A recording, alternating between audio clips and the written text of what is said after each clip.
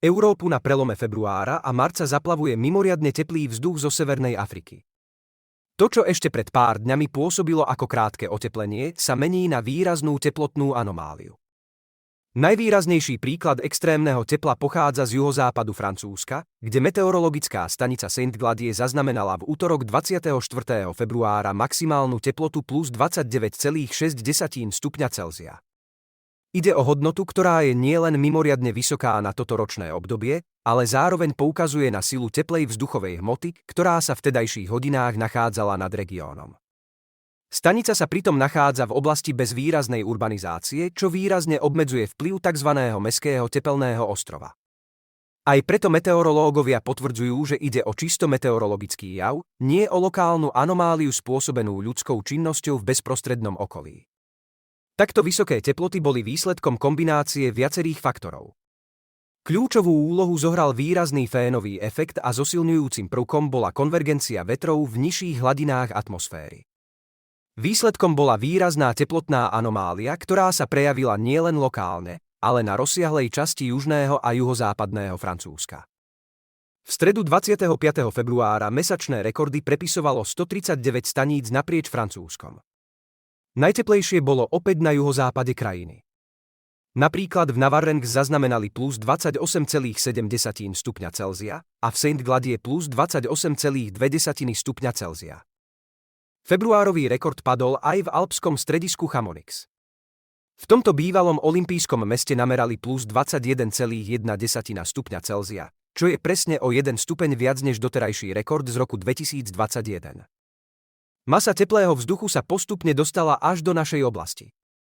V susednom Česku napríklad v piatok 27. februára prekonali hranicu plus 20 stupňov Celzia.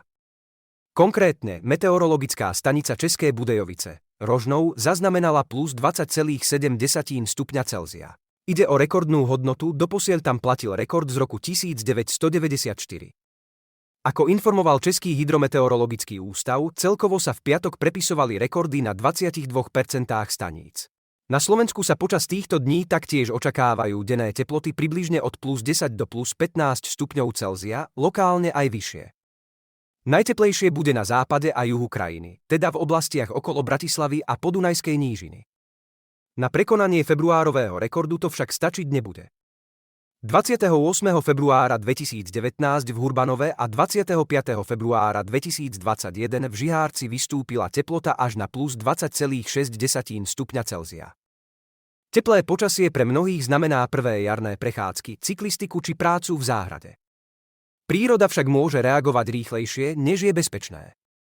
Stromy a kríky sa pri takomto oteplení začínajú prebúdzať. Ak by neskôr prišli silné mrazy, škody môžu byť výrazné. V pozadí možného ochladenia stojí jav nazývaný polárny vír. Ide o rozsiahlu oblasť nízkeho tlaku vzduchu nad Arktídou, ktorá drží studený vzduch uzamknutý na severe. Ak dôjde k jeho narušeniu alebo rozpadu v stratosfére, studený arktický vzduch sa môže uvoľniť smerom na juh. Takýto vývoj často prináša prudké ochladenie do Európy. Modely zatiaľ neukazujú jednoznačný scenár pre Slovensko. Meteorológovia z Českého hydrometeorologického ústavu upozorňujú, že vplyv rozpadu víru sa môže prejaviť najmä v druhej polovici marca. Nie je isté, či arktický vzduch zasiahne priamo naše územie, no pravdepodobnosť sa zvyšuje.